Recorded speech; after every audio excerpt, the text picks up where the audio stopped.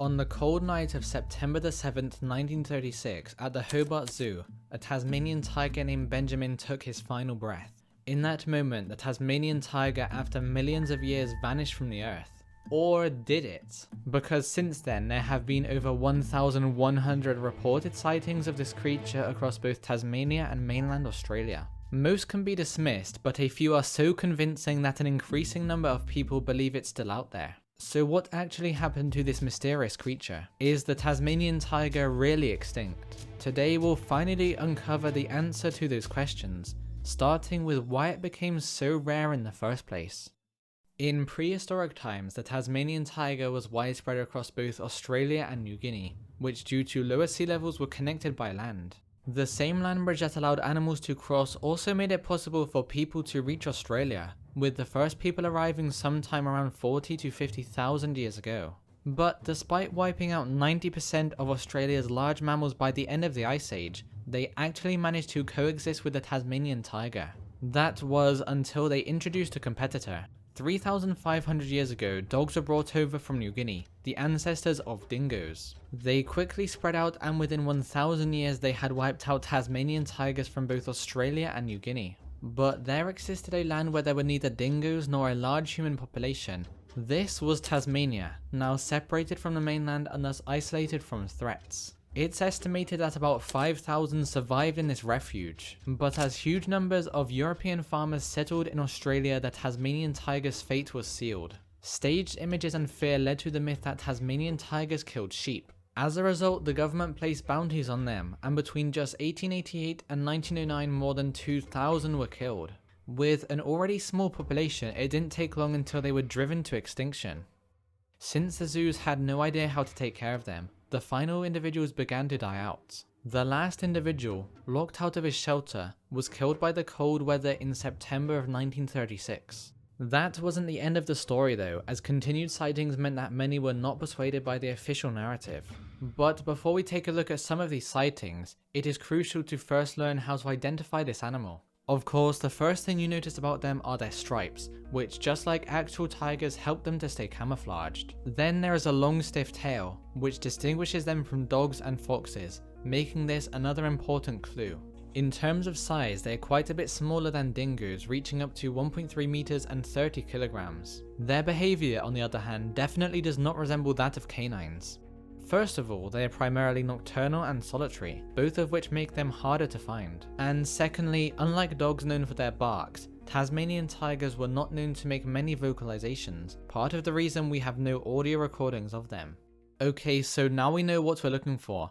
It's time to take a look at several of the over 1,100 reported sightings. And the earliest recorded sightings come right after the official date of their extinction, including a 1940 report of a tiger-like animal along the Pieman River of northwest Tasmania. And as you'll see, sightings such as these are very believable. But other reports, for example a 1946 sighting in southern Victoria, highlight one of the big problems. Allegedly, a striped animal was found killing sheep. As mentioned, the Tasmanian tiger didn't eat sheep, and couldn't have even if it wanted to. So unless a numbat suddenly began eating sheep, this was definitely a hoax. Not to mention that they disappeared from the mainland long before any European stepped foot on the continent. But just because some sightings are fake, it doesn't mean that we should dismiss them all. And it was during the 1950s that sightings of the elusive creature peaked. The most convincing include multiple independent observations along Clare Hill Road in 1953 and in 1957 near Adamsfield, where a group of hunters claimed to have seen an adult with pups,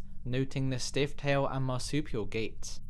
Given that public knowledge of the species back then was restricted to them looking like dogs and having stripes, such descriptions deserve credit as either authentic encounters or hoaxes invented by someone who knew what they were talking about. During the 1960s, several more convincing encounters took place. Following sightings by locals, a 1961 expedition near Woolnorth found what was described as unmistakably a Tasmanian tiger track. But where the search really began was in October of 1982, when by far the most credible sighting was made. A man named Hans Narding, an experienced parks and wildlife officer, was searching for snipe in a swamp forest located near Togari.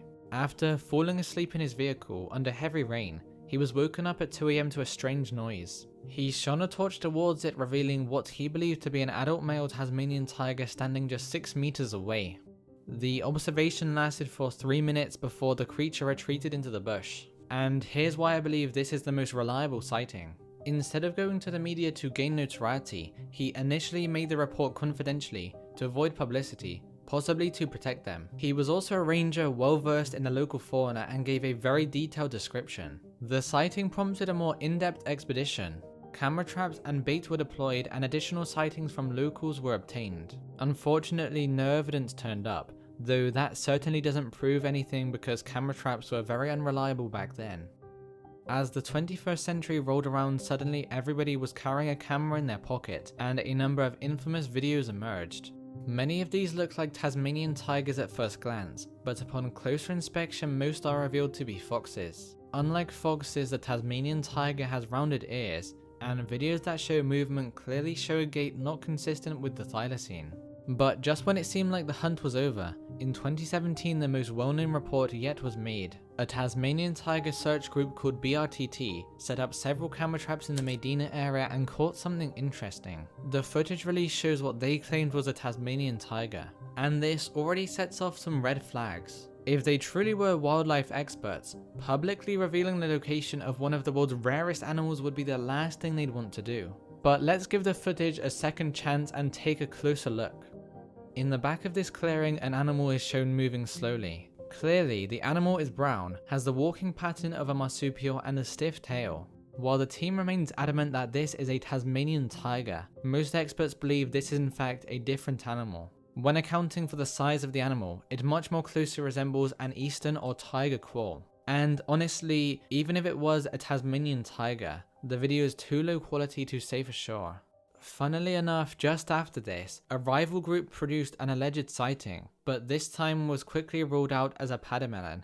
But with all these sightings, what would actually serve as proof for the Tasmanian tiger's continued existence? Well, first of all, a clear photograph would be needed. And I know it can be hard to capture a clear photo of a wild animal, especially of naturally elusive species such as a Tasmanian tiger. But with high quality cameras and smartphones being everywhere now, if someone encountered one they would have a good shot at getting proof. However, this alone may not be enough. With tools like Photoshop and increasingly so AI, someone could easily make a realistic photo. So instead, DNA may be the key. Like nearly all mammals, Tasmanian tigers have fur, and in their dense forested environment, if they still existed, they would be bound to leave their hair on branches and bark that they rub into.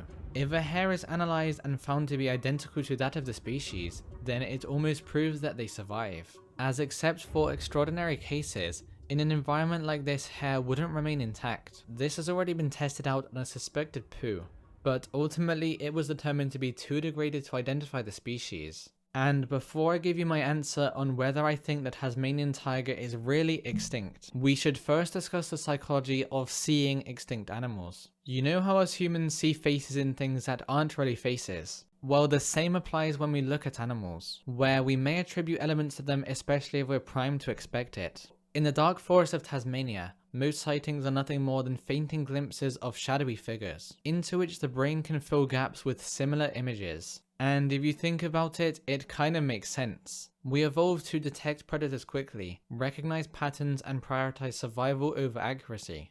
And not to mention the thylacine is deeply rooted in Tasmania's culture, and images of these creatures are plastered everywhere, making people jump to conclusions, especially considering the reward that would come from finding one. A 2023 study, for example, looked at areas of Tasmania exposed to more frequent media coverage of the animals, and guess what they found? Those places with the most media coverage had by far the most sightings. Okay, so after all the evidence, what do I think?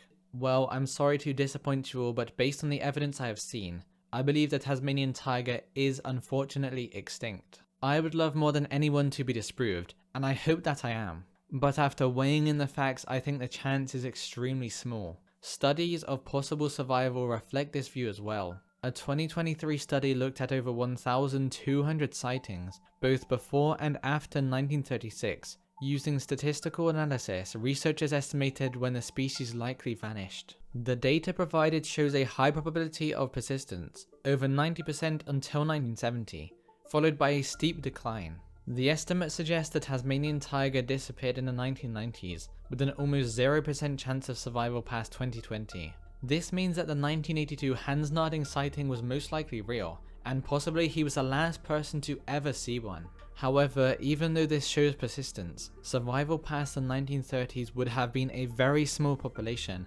potentially beyond any chance of recovery. But if the right evidence was found, I would be more than happy to change my opinion, especially considering just how unique the Tasmanian tiger was. Because not only did it belong to its own genus, but it was also the sole living member of its family, which dates back 28 million years. Back then, the ancestors of you and I were small monkeys swinging around in the trees. The Tasmanian tiger's closest living relative today, the numbat, shares relatively little in common, just being a striped marsupial, meaning we really lost a lot with their extinction. But has their lineage really come to an end? Because genetic technologies have advanced a lot in recent years. So could we see a living Tasmanian tiger within our lifetime? Well, maybe eventually, but in the near future, definitely not. Although we have a nearly complete Tasmanian tiger genome, that doesn't negate the fact that we don't even have a sperm or an egg, let alone a womb to grow them in. You may have heard Colossal Bioscience say that they are close to reviving extinct animals such as the woolly mammoth by 2028. But considering they called editing 14 genes of a grey wolf's DNA a dire wolf, about 0.05% of their entire genome, I wouldn't be surprised if they just painted a dog and called it a Tasmanian tiger. And while you may think this is harmless, not only does it take billions of dollars away from animals that are going extinct now, but it gives rise to the idea of why protect animals when we can always bring them back later, when we don't even know if we can. So don't get your hopes too high and instead focus on what can be done to save living animals that are facing the same fate as the Tasmanian tiger. I hope you enjoyed this video, thanks for watching.